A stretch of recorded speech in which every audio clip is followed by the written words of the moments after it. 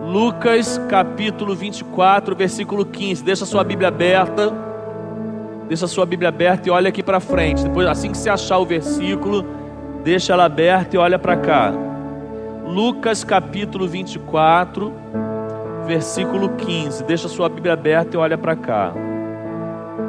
Nós estamos pregando uma série de mensagens chamada Jesus é o companheiro das horas difíceis. Essa série ela está sendo pregada paralelo a um livro que eu estou escrevendo com esse mesmo tema. Jesus é o companheiro das horas difíceis. Cada mensagem que eu estou pregando aqui vai ser um capítulo do livro.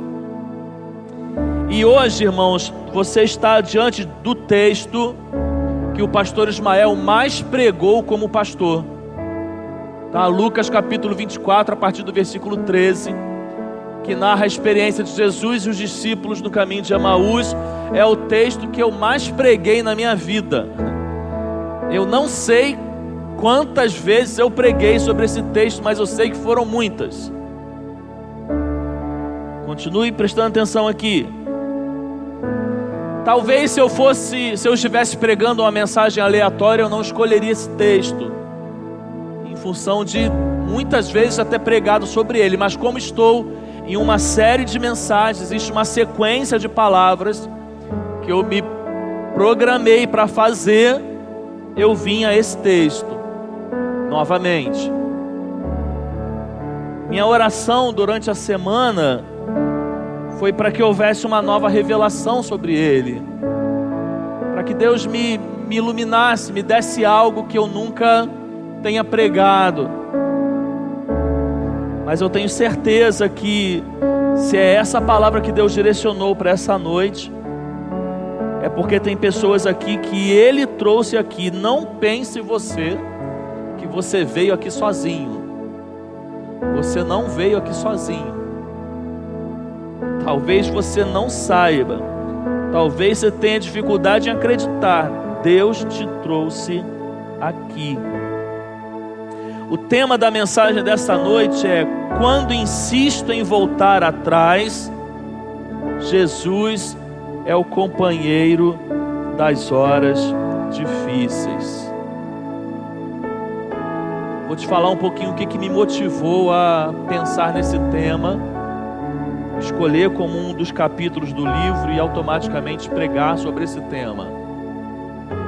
Olha, eu não sei se isso é comum a você, irmãos, mas eu conheço muitas pessoas que um dia desistiram de caminhar com o Senhor, decidiram voltar atrás, como diz o tema da nossa mensagem, caminham hoje distante do Senhor, distante do Evangelho, e nem por isso falta amor e misericórdia de Deus na vida dessa pessoa. Você consegue entender um pouco do que eu estou dizendo?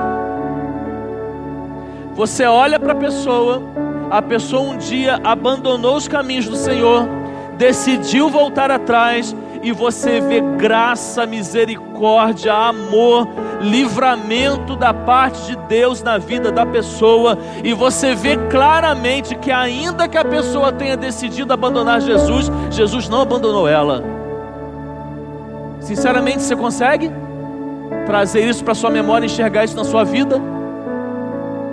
Isso às vezes é um pouco difícil para a gente, irmãos, porque a gente já tem os nossos julgamentos pré-definidos, e a gente já tem os nossos conceitos bem definidos. Então muitas vezes para a gente já está distante do Senhor, Deus não quer saber de você, Deus não tem compromisso com você, e você vai se dar mal. E às vezes Jesus está lá, caminhando junto. Às vezes ela está caminhando e tem um buraco aqui, Deus vem e faz a ponte para ela. Ela pode nem ver, irmãos. Ela pode estar tão descrente que não está nem enxergando, mas ela está caminhando ali, Jesus está do lado dela. Talvez nesse momento seja os momentos que mais livramento ela já teve na vida, e talvez ela não saiba, mas Deus está livrando. O Senhor Jesus está guardando.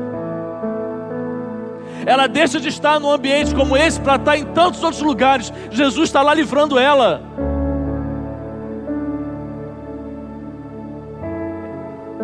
É isso que me motivou a pensar nesse tema. E a olhar para esse texto, eu quero ler o versículo com você, Lucas capítulo 24, versículo 15. Vamos ler juntos? Enquanto conversavam e discutiam, o próprio Jesus se aproximou e começou a caminhar com eles. Pai, mais uma vez nós oramos ao Senhor. Clamamos pela Tua graça, pela Tua misericórdia, pelo agir do Teu Espírito. Em nome de Jesus, amém e amém. Nós não vamos ler o capítulo 24 de Lucas, mas eu vou contar para você um pouco da história do que está no capítulo. Presta atenção aqui que essa história é fundamental para que a gente possa fazer a aplicação da mensagem nessa noite. O capítulo 24 começa narrando o momento da ressurreição do Senhor Jesus Cristo e um momento em que as mulheres vão até o sepulcro e não mais encontram o corpo do Senhor Jesus lá, e encontram dois homens, provavelmente 2 anos, anunciando para elas que elas não deveriam mais procurar entre os mortos aquele que vive. Jesus havia ressuscitado. Aquelas mulheres voltam felizes da vida, correndo, e anunciam isso aos seus discípulos: Jesus ressuscitou. Elas vão em todos os discípulos: olha, Jesus ressuscitou, nós fomos até o sepulcro, a pedra estava removida, não tinha mais ninguém lá, apareceram 2 anjos e nos anunciaram: Jesus ressuscitou. Essa notícia, irmãos, tinha tudo para deixar os discípulos numa euforia, numa alegria tremenda, mas não foi o que aconteceu não, porque eles duvidaram daquilo que a mulher estava dizendo. E alguns voltaram lá com as mulheres para poder ver o que tinha acontecido. E depois Jesus teve que aparecer aos seus discípulos, mas tiveram 2 discípulos. E esses 2 discípulos não eram daqueles 12, tá? Não eram, Judas já havia morrido, não eram dos 11. Jesus teve 12 discípulos que ele trouxe para mais perto, caminharam juntamente com eles. Mas Jesus também teve outros discípulos. Lucas capítulo 10, por exemplo, você vai encontrar a história de que o Senhor Jesus envia 70 discípulos. Comentaristas, historiadores vão dizer que provavelmente esses 2 discípulos no caminho de Emaús, embora não fosse um dos 12, talvez fossem do meio dos 70. Só que aquele episódio, irmãos, de Jesus aparecer para os discípulos e eles acreditarem, depois Jesus aparecer para Tomé, esses daqui já tinham, desculpa a expressão, tá? Eu sou jovem, metido o pé. Eles já tinham metido o pé, eles já tinham saído de Jerusalém, não ficaram para ver. Sabe, quando eles já estavam decepcionados que Jesus eles criaram tanta expectativa em relação a Jesus já havia sido crucificado, aquilo já tinha meio que matado a fé, esfriado a fé deles. Quando eles ouvem aquela história das mulheres, eles falaram: quer saber, eu não creio mais em nada disso. Isso não faz mais sentido para mim. Eu vou voltar para o lugar de onde eu saí. O lugar que esses discípulos saíram se chamava Emaús, uma aldeiazinha muito pequena, insignificante, pobre. E uma vez o Senhor Jesus os chamou, eles saíram de lá, e eles deixaram tudo para trás, para poder viver uma vida próximo de Jesus, para viver um ministério com Jesus. E quando eles se decepcionam com Jesus, quando eles acham que aquela vida que eles caminhavam não fazia mais o menor sentido, eles voltaram para aquela aldeiazinha de Emaús, eles voltaram para trás. E eles estavam no caminho de desistência, eles estavam no caminho do abandono. E quem apareceu caminhando com eles? Jesus. E Jesus chegou ali, aí tudo bem? E o que está acontecendo?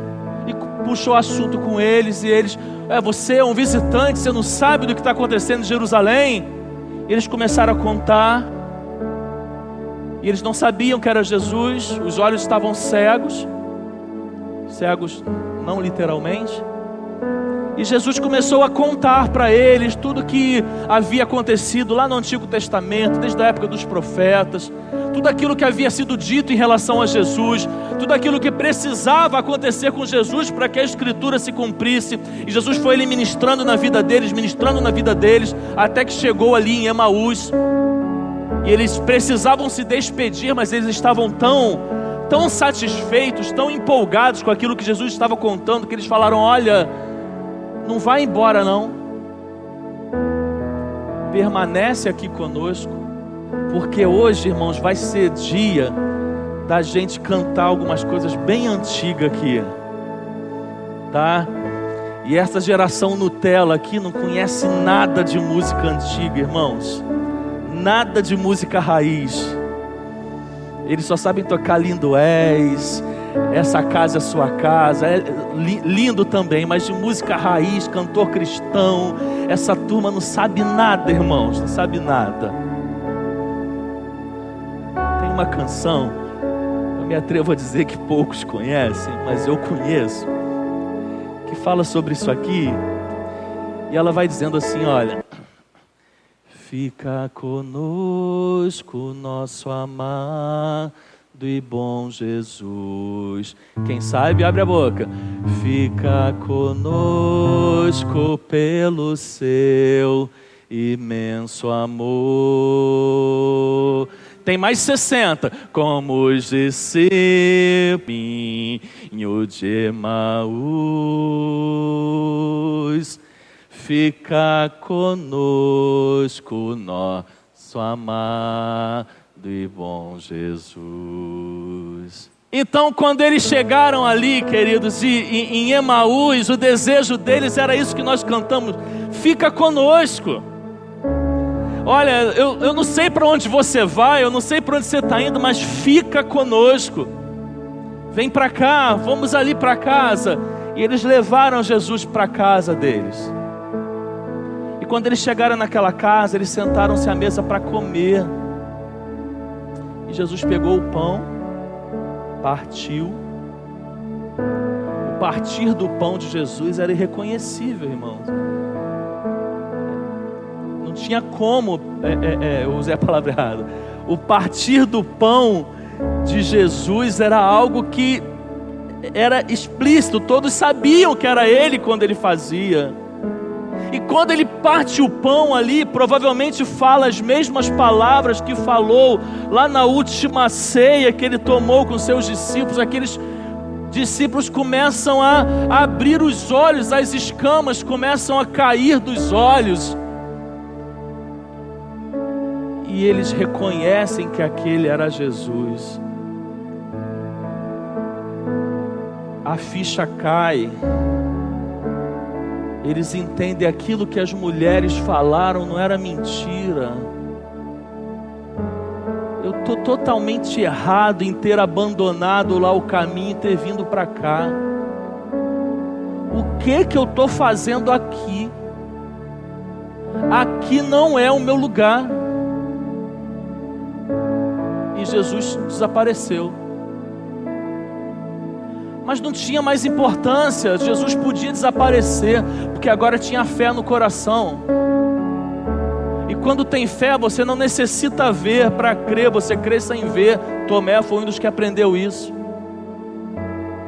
E qual foi a decisão? Nós temos que voltar. Aqui não é nosso lugar.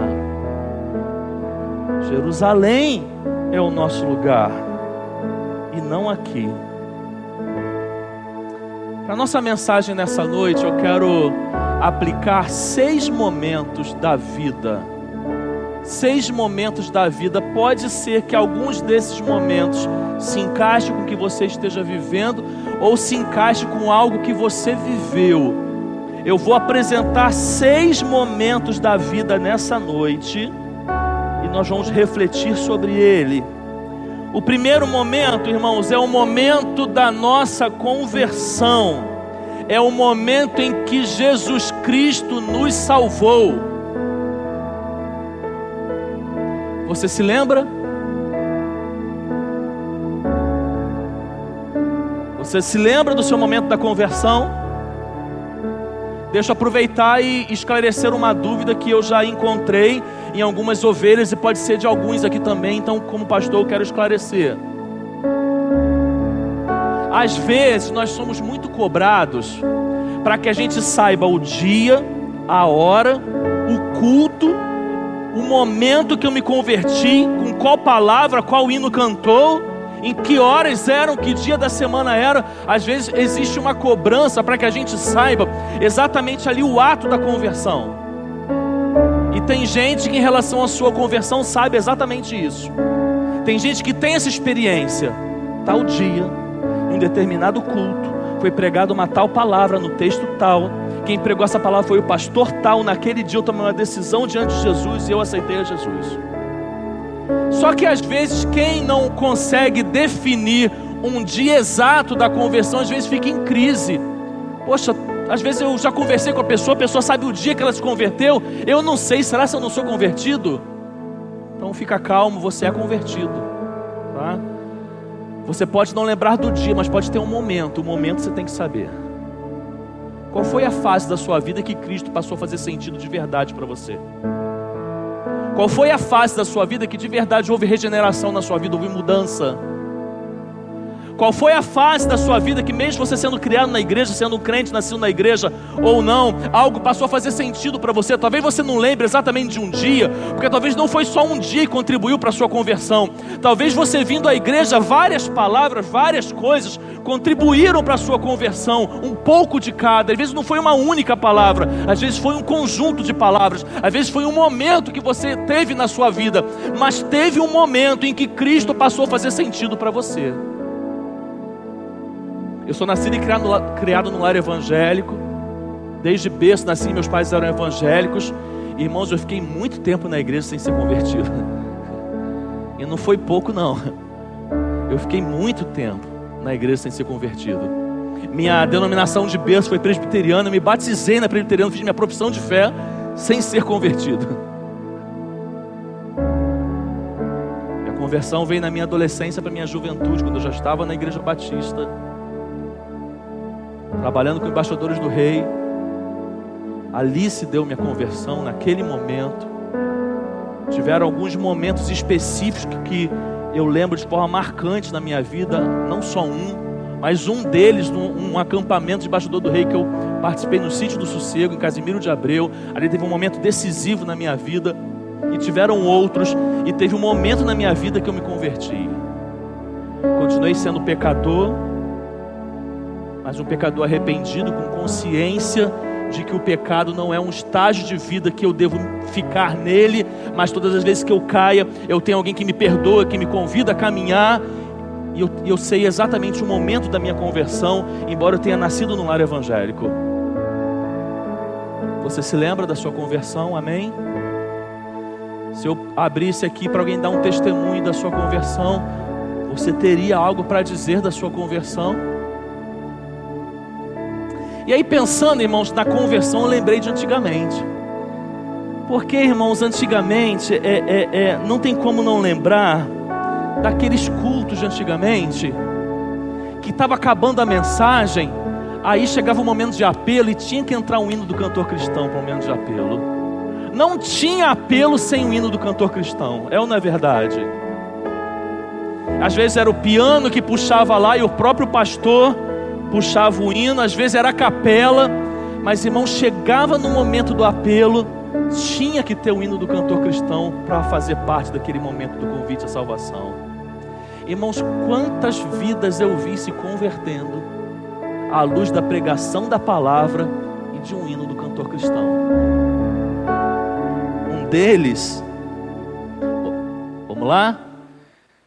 Meu amigo, hoje tu tens a escolha, vida ou morte, qual vais aceitar? Amanhã pode ser muito tarde.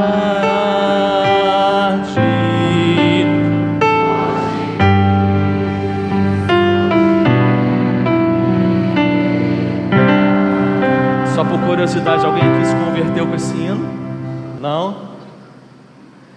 E tem várias estrofes, mas eu separei a primeira e a última. Vamos continuar? Ao findar o labor desta vida, quando a morte a teu lado chegar, que destino há de ter a tua alma? Qual será no futuro teu lar? Verão aprendeu, vamos lá? Meu amigo, hoje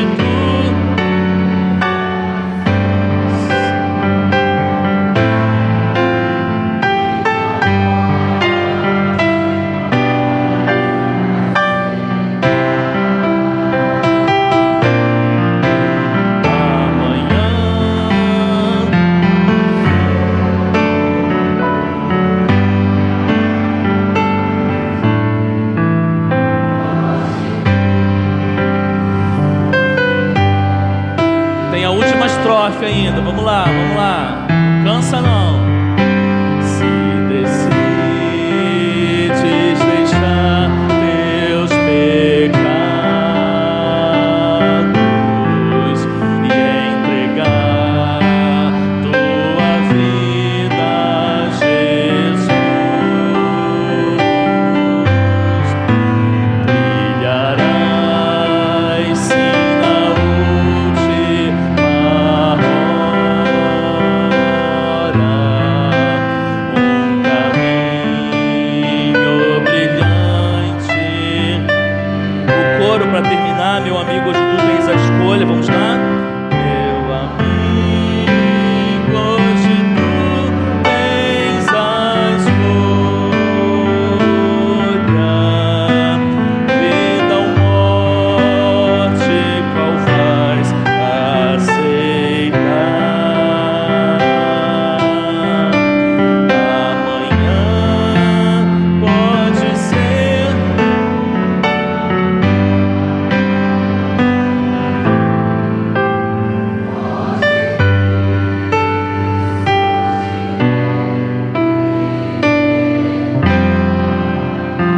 Amém. Você pode aplaudir o Senhor.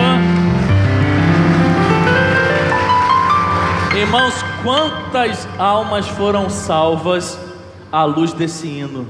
Não é verdade? Mas tinha outro, irmãos, eu estou empolgado. Tinha outro também que era muito cantado. Você conhece esse? Tal qual estou, eis-me, Senhor, pois o teu sangue remidor verteste pelo pecador, ó Salvador, me achego a ti. A última estrofe para terminar. Tal qual estou, me aceitarás, e tu minha alma limparás com teu amor, me cobrirás.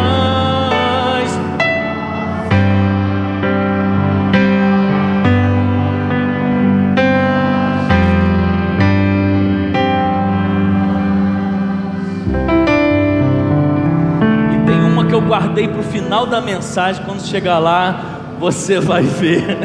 Irmãos, um dia Cristo nos salvou. Um dia Cristo salvou tantas pessoas. Aleluia. glória a Deus. E eu quero que você se lembre, querido, do dia que Cristo te salvou. Quando Cristo nos salvou, queridos, automaticamente teve um outro momento na nossa vida, que é o segundo momento da nossa mensagem, o momento em que conhecemos Jerusalém.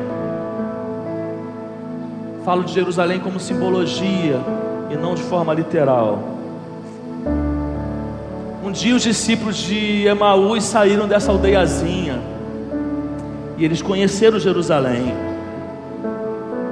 Jerusalém na Bíblia, nesse momento aqui dessa passagem, irmãos, olha, Jerusalém é o lugar dos sonhos. Jerusalém é o lugar da esperança.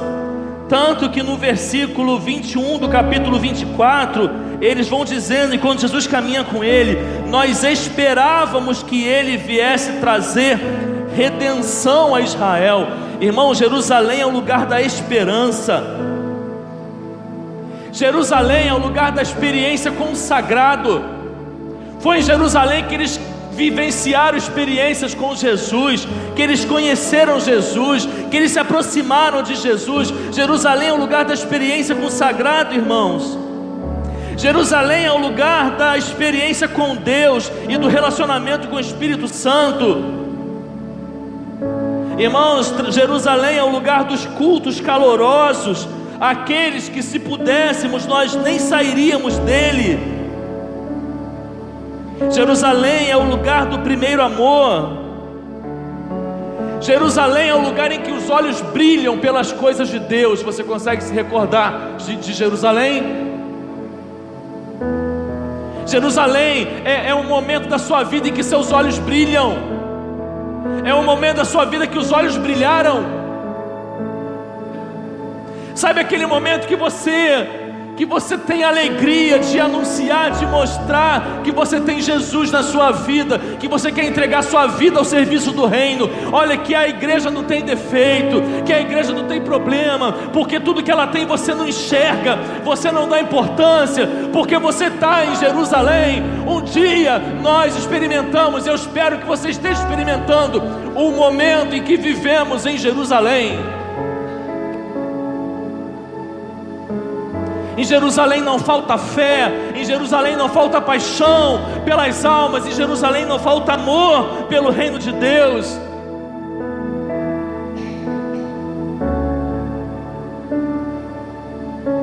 Irmãos, a vida do crente deveria ser sempre nos momentos em Jerusalém. Nós sabemos que não é. Mas, irmãos, se tem um momento que a gente precisa desejar, é o momento em que nós estamos vivendo em Jerusalém.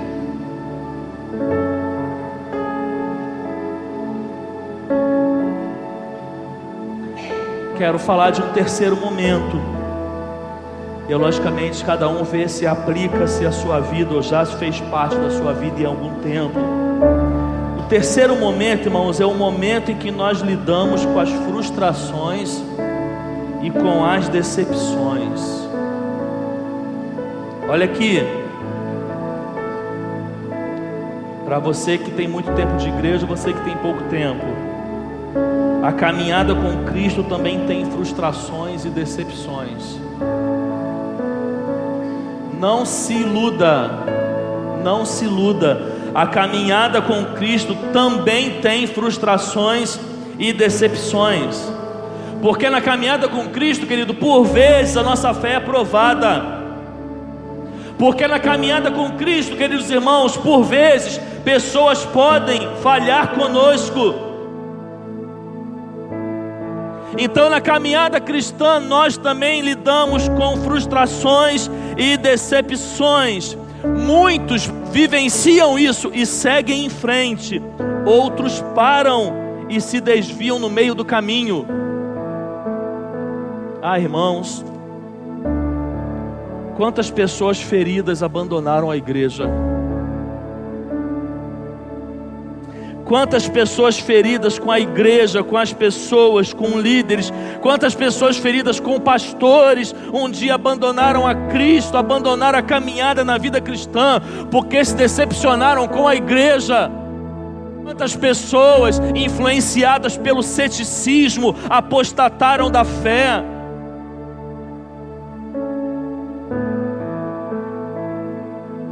Abrindo parênteses aqui, o ceticismo está cada vez mais comum na vida do jovem. Tá? O ceticismo está cada vez mais comum na vida do jovem. Filosofias, conhecimentos,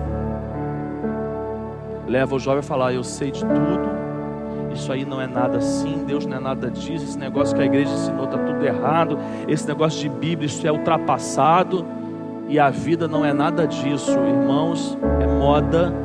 O ceticismo hoje, sobretudo na vida do jovem. Eu posso viver a minha vida da forma que eu quiser, do jeito que eu quiser. Jesus é amor, o que importa é o amor. O que importa é que Ele é amor e que eu não preciso fazer nada para agradá-lo. Ele vai sempre me amar, me amar, me amar. Esse negócio de inferno não existe. Isso aí é invenção da igreja. Esse negócio de salvação não existe. E está cada vez mais comum essa linha de pensamento, essa influência entrando na mente de jovens e de tantos outros crentes.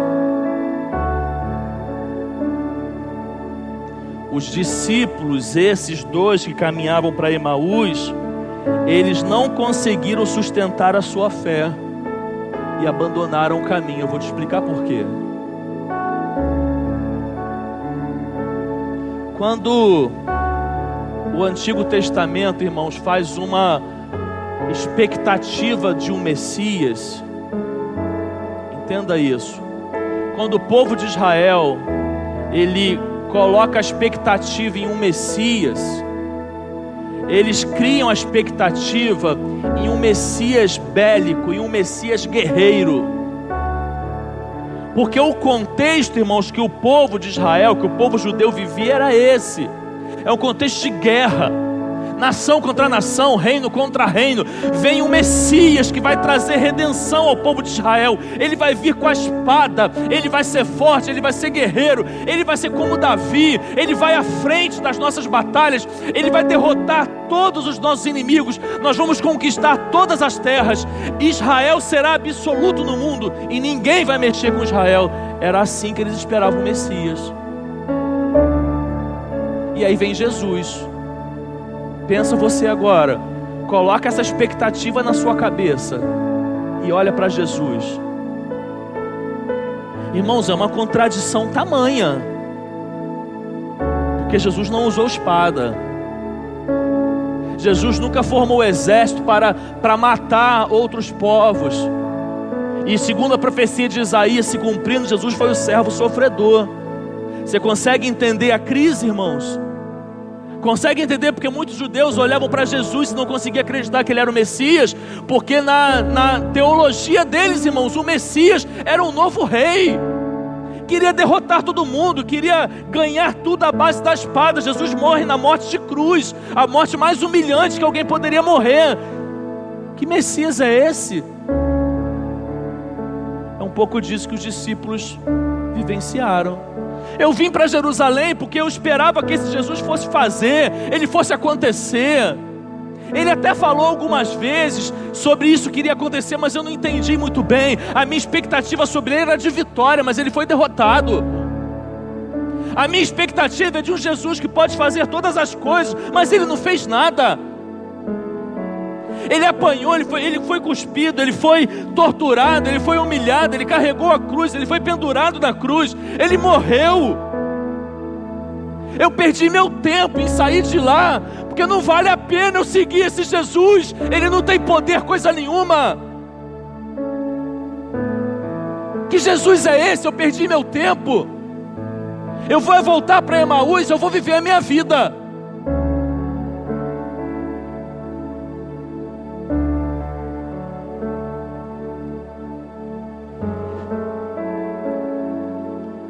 Somos levados pelas circunstâncias e falta de fé, até o agir de Deus torna-se invisível aos nossos olhos. Presta atenção nessa frase. Quando somos levados pelas circunstâncias e pela falta de fé, até o agir de Deus torna-se invisível aos nossos olhos.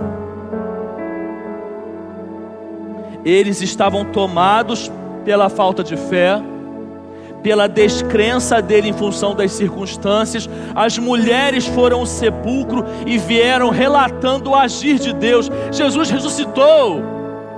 Olha, a pedra do túmulo foi removida, tinham guardas lá tomando conta dele, mas a pedra foi removida, o corpo dele não está lá. A falta de fé faz com que o agir de Deus se torne invisível. Eles nem ligaram para isso, eles nem se importaram com isso, porque a falta de fé e a circunstância era maior. Assim acontece com aquele que caminha distante de Jesus, assim acontece com aquele que entra em crise em relação a Jesus. Deus está agindo na vida dele, Deus está tendo misericórdia com ele, o mover de Deus está acontecendo, mas ele não vê, ele não enxerga, porque ele está cego.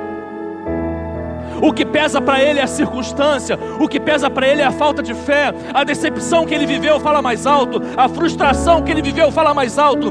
Deus pode fazer o que for, os olhos deles estão fechados e ele continua nas crises, ele continua nas incertezas, ele continua na descrença e nada consegue mudar a realidade que ele se encontra. Aí vem o quarto momento.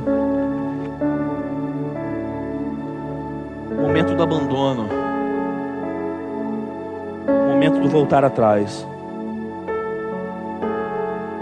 Eles voltaram, irmãos, para aquela aldeiazinha que Jesus os havia tirado.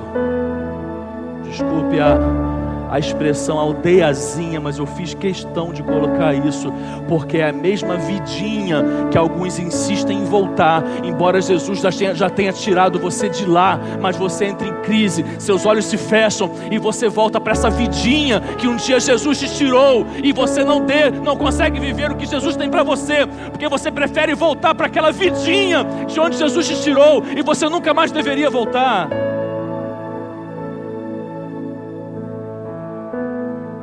Olha aqui, o caminho do abandono, o caminho para Emaús é o caminho da perda de tempo. Diz a Bíblia que de Jerusalém para Emaús tinha uma distância de 11 quilômetros. Foram 11 quilômetros de tempo perdido. Meu irmão, minha irmã, meu amigo, minha amiga, quantos quilômetros da sua vida você tem perdido?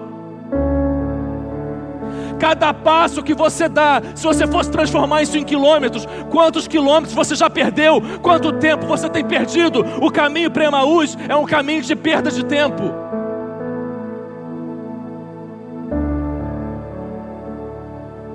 O caminho para Emaús é o caminho da cegueira espiritual.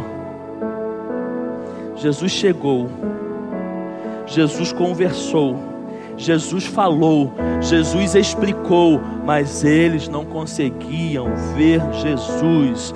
O caminho para Emaús é quando nada se discerne espiritualmente. Perdeu-se o discernimento espiritual. Olha-se a vida só com os olhos materiais, olha-se a vida só com os olhos físicos. Não consegue mais enxergar com os olhos espirituais, porque perdeu o discernimento. Quando um crente vai falar com você, que está tendo discernimento, vai falar com você, você acha ele o mais fanático do mundo. Se você tem parente que é crente, caminha na vida cristã, e ele fala com você, você acha ele um retardado, você acha ele um fanático, porque você perdeu o discernimento, você não consegue mais enxergar com os olhos espirituais. As pessoas fazem leitura sobre a sua vida, mas você mesmo não é capaz de enxergar.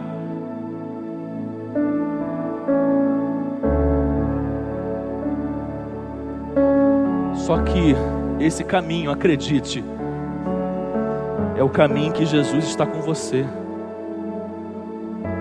Esse caminho não é um caminho que você está sozinho. Olha, você pode não o ver, ou assim como os discípulos de Emaús, você pode não o reconhecer, mas Ele está com você, porque Ele é o companheiro das horas difíceis. Você está com os olhos fechados, você não consegue discernir nada espiritualmente, você está voltando para a vidinha que Jesus te tirou. Você pensa que está sozinho, você pode nem acreditar mais nele, mas Ele está com você.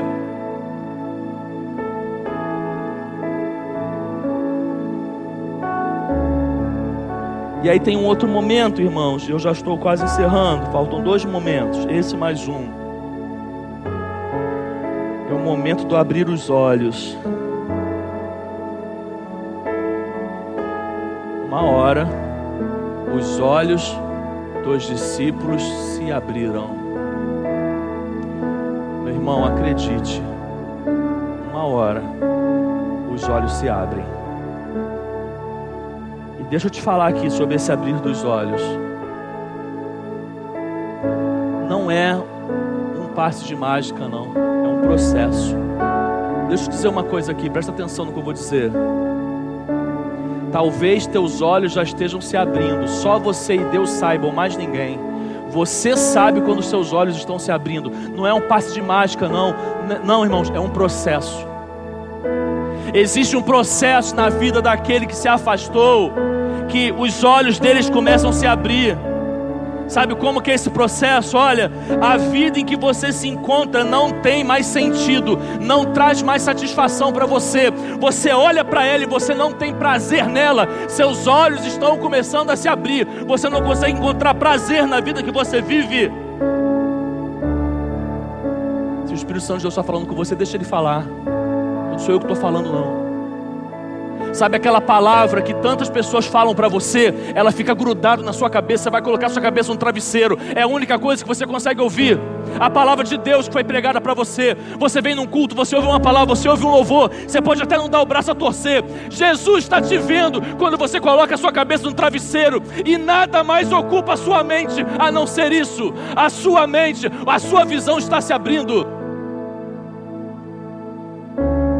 Você pode ser orgulhoso, você pode ser orgulhosa, você pode não dar o braço a torcer, você pode querer manter uma postura, mas você e Deus sabem quando você está no processo de abrir os olhos.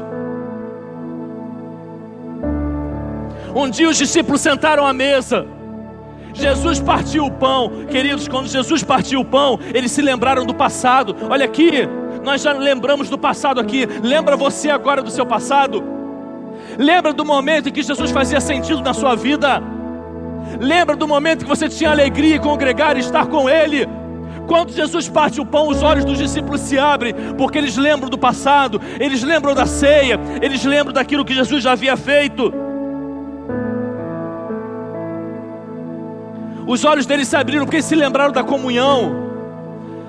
Celebrar a ceia, comer à mesa era comunhão.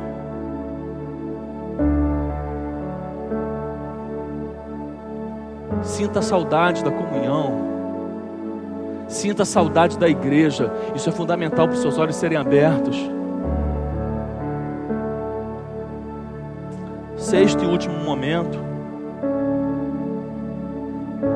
Chega o momento de recuperar o tempo perdido. Sabe qual é esse momento? Você também vai reconhecer. O que eu estou fazendo aqui?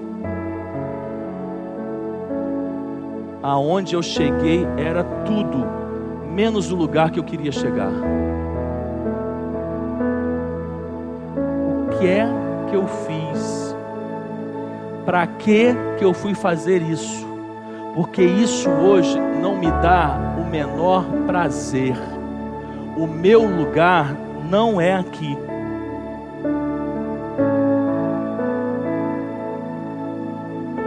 Aí é hora de recuperar o tempo perdido. Aí Jesus pode se ausentar. Você não precisa mais vê-lo ou ele conversar com você. Ele não está mais presente de forma visível, mas você o sente, porque os olhos se abriram. Isso é muito interessante. Na falta de fé, Jesus estava com ele, eles não viam. Quando os olhos se abrem, Jesus não precisa mais estar, e eles sentem a presença dele. Quando você tem fé, você crê sem ver. Quando você tem fé, nenhuma filosofia é mais importante do que aquilo que você acredita. A Bíblia é guia de fé e prática para a sua vida. A palavra de Deus é o seu alimento. Nada sobrepõe isso, nada abala a sua fé, porque seus olhos se abriram e é o momento de recuperar o tempo perdido.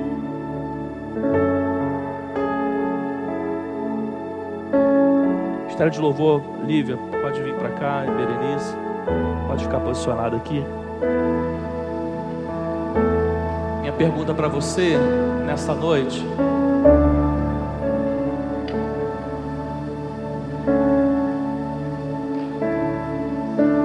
na hora de ninguém conversar, irmãos. Minha pergunta para você nessa noite: é o seu momento?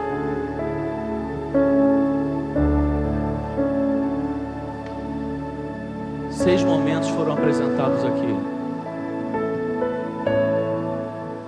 Qual é o seu momento?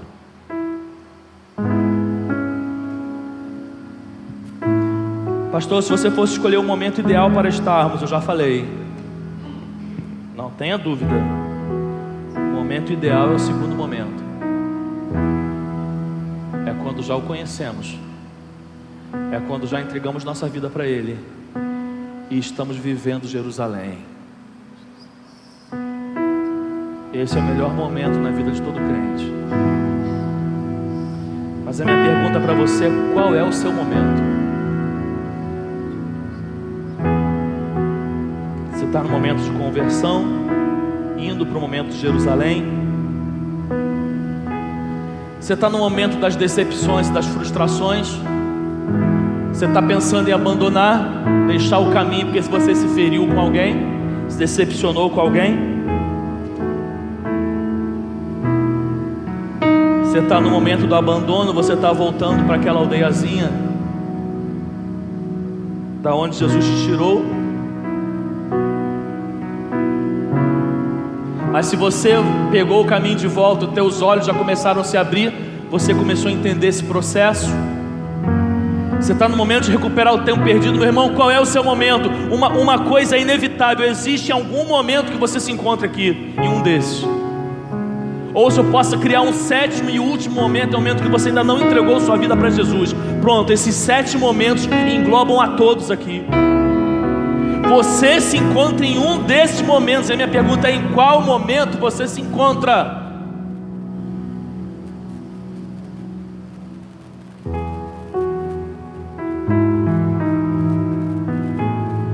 Qual momento você se encontra?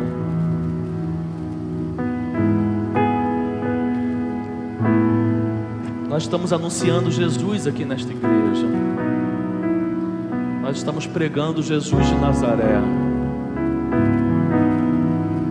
Ao pregarmos sobre esse Jesus, nós precisamos oferecer tudo aquilo que esse Jesus oferece.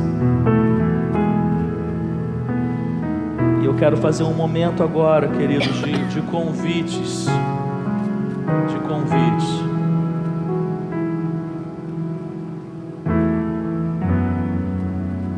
Meu primeiro convite é: se você ainda não experimentou esse momento aqui da conversão. Você lembra que eu falei aqui na mensagem? Momentos em que hinos foram cantados, palavras foram pregadas, convites à salvação foram feitos, mas talvez você nunca tenha passado por esse momento. Você lembra quando eu te perguntei aqui, você sabe o dia ou o momento que você se converteu? Você lembra quando eu falei aqui que eu fui criado numa igreja, mas por vários anos da minha vida eu não era um cristão, eu não era alguém convertido? Talvez seja o seu caso.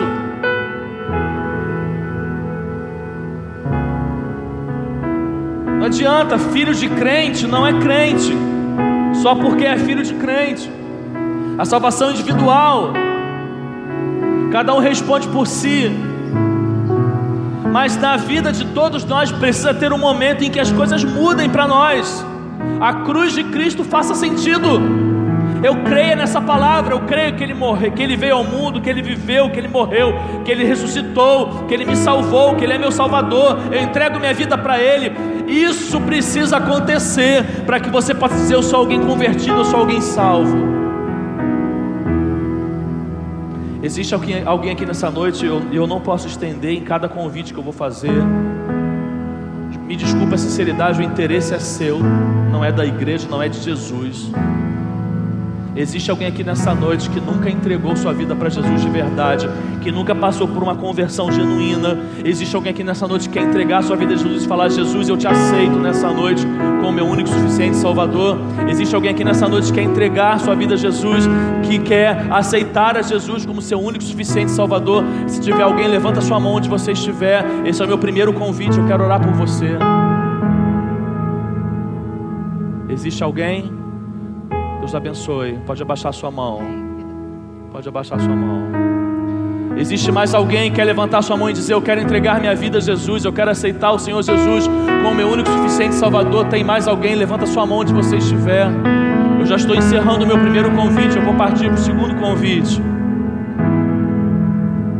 Meu último convite aqui, nessa primeira oportunidade, existe alguém que quer entregar a sua vida a Jesus e falar: Jesus, eu te aceito como ser meu único e suficiente Salvador?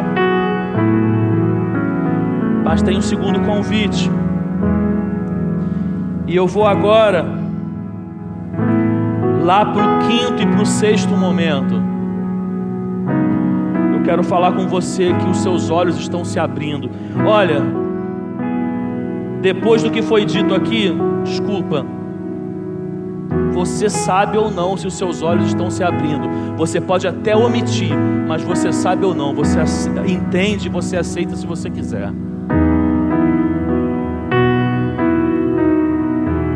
Você tem vivido experiências que seus olhos têm abertos? O que eu falei aqui parecia que eu estava falando da sua vida. Você coloca a cabeça no travesseiro para dormir, o que vem na tua cabeça são palavras do Evangelho, são palavras que pessoas enviadas por Deus falaram para você. Seus olhos estão se abrindo, você consegue chegar à conclusão que você está num lugar que você não deveria estar, que a sua vida hoje não faz mais nenhum sentido. Os seus olhos estão se abrindo. Se eles estão se abrindo, é para você ir para o sexto momento hoje e recuperar o tempo perdido. Para de andar à toa, 11 quilômetros ou quantos quilômetros forem, chega, agora é hora de recuperar o tempo perdido. Se alguém aqui nessa noite entende que é hora de recuperar o tempo perdido, entende a minha palavra, levanta sua mão onde você estiver, que eu quero orar por você. Você quer recuperar o tempo perdido, você quer pegar o caminho de volta, você que seus olhos estão se abrindo nesse momento, levanta sua mão se tiver alguém que eu quero orar por você. Pastor, meus olhos estão abrindo, eu quero orar por você. Se você quiser, levante sua mão onde você estiver, que eu quero orar por você.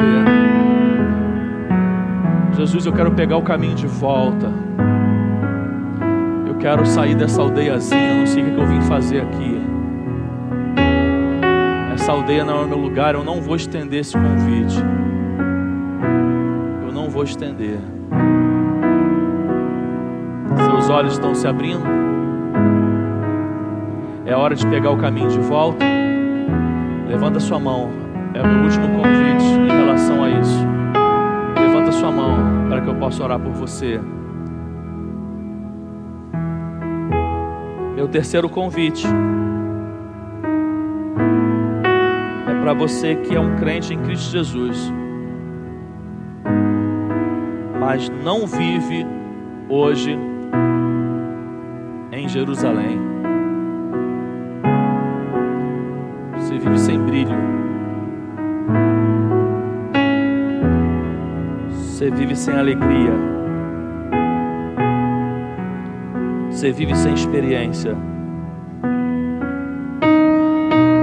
O culto não é mais caloroso para você. Pelo contrário, o culto é frio. E não é pela liturgia, não é por ninguém, é por você. Você não se encontra mais no primeiro amor.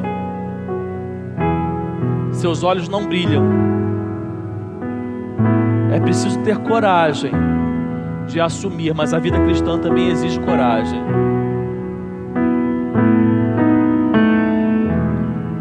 Se você deseja, você que é um crente, deseja hoje dizer para Jesus que você quer viver em Jerusalém, tendo experiência e intimidade com Ele, sai do seu lugar, vem aqui à frente.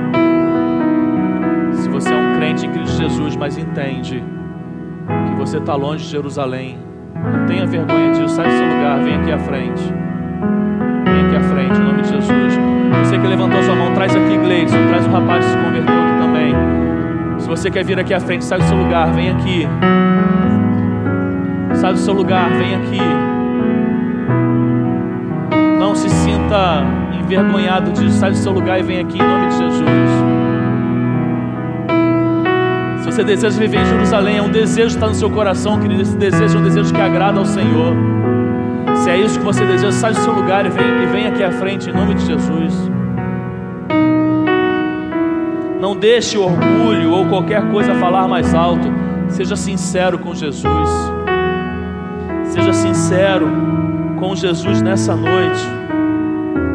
Sai do seu lugar e venha aqui à frente.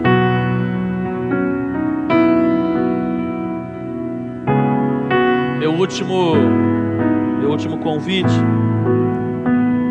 Nós vamos iniciar no 2º de setembro um período de preparação para o batismo.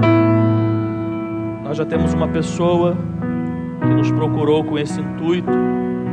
E nós vamos iniciar agora no 2º semestre o que nós chamamos de circuito do discipulado, que é um momento de preparação de candidatos ao batismo.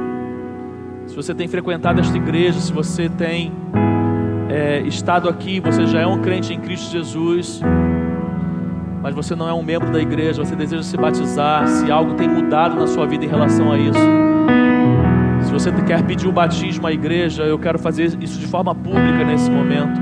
Levanta sua mão onde você estiver. Deus abençoe, Deus abençoe.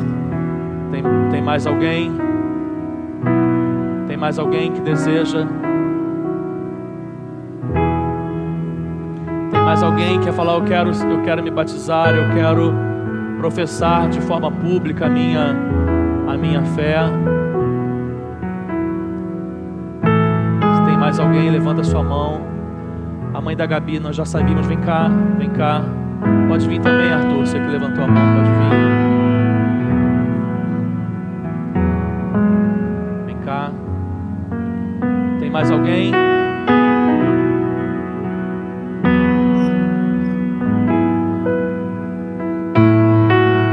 Você quer se tornar membro desta igreja?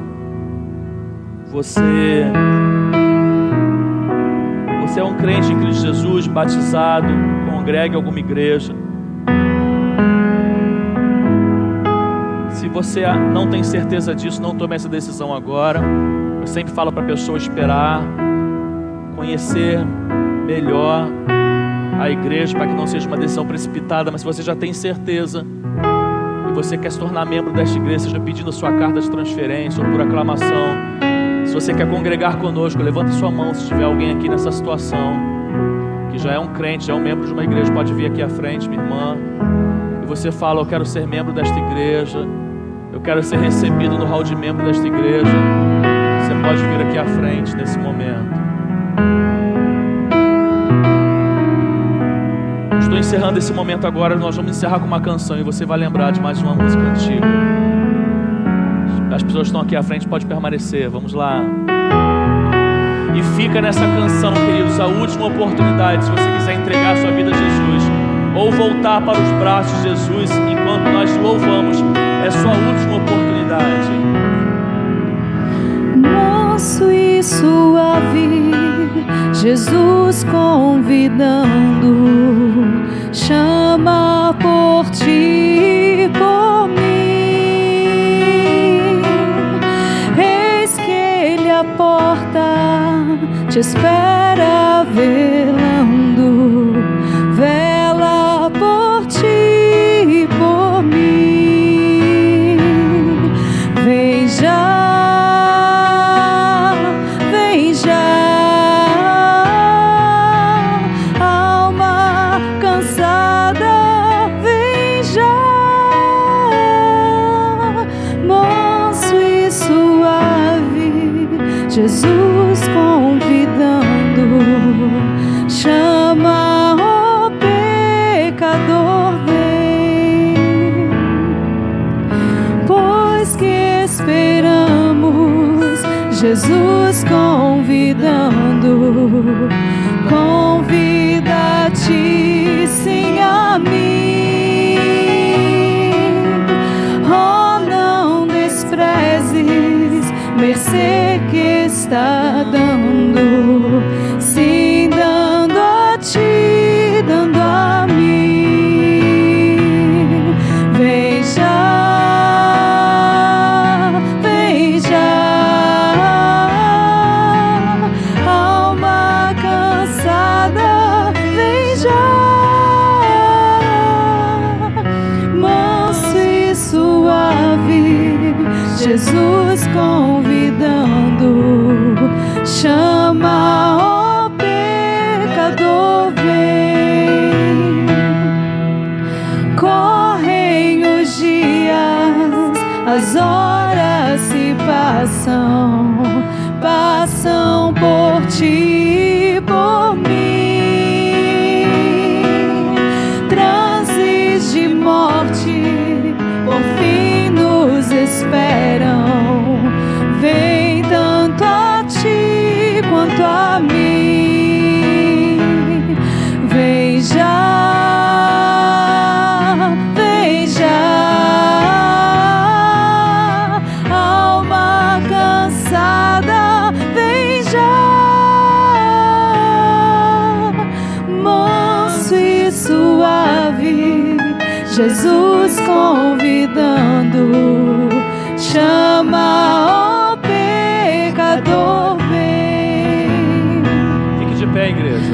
Ó grande amor que Jesus tem nos dado, tem dado a ti, dado a mim.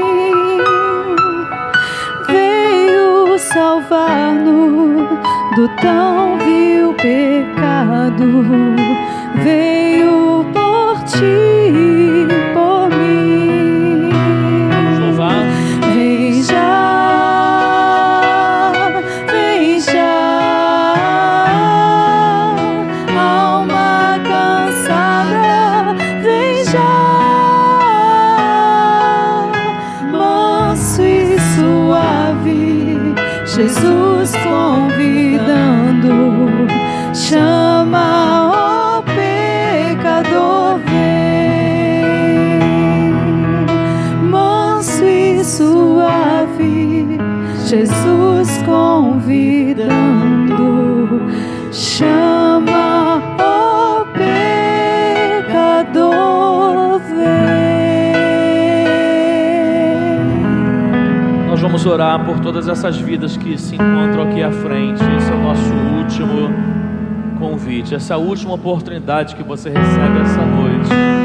Se você quer se juntar a nós, sai do seu lugar, vem aqui à frente. É Jesus que te chama, Ele não te obriga a nada, mas se esse é o seu desejo, sai do seu lugar, vem aqui, para que possamos orar também pela sua vida. Feche seus olhos. Pai, muito obrigado. Obrigado por cada vida, Pai, que se encontra aqui, por cada decisão tomada, Deus. São decisões que com certeza mudam a vida de cada um. Pedimos que esteja destinado dos céus uma bênção especial sobre a vida de cada um dos teus filhos e filhas que aqui se encontram. Aqueles que necessitam de um envolvimento maior, de um relacionamento maior com o Senhor, de um relacionamento maior com o Espírito Santo, aqueles que entregam sua vida ao Senhor Jesus, aqueles que confirmam de forma pública a decisão pelo batismo, por se tornar membro desta igreja. Pai, que todas essas decisões tomadas possam estar trazendo bênçãos do Senhor na vida dos teus filhos, proteção, Deus, cobertura espiritual, que abençoe a família, o lar de cada um. Nós os abençoamos, nós os oramos nesse momento, em nome de Jesus, amém e amém. Você pode aplaudir ao Deus dessa palavra, aplaudir ao Senhor nessa noite.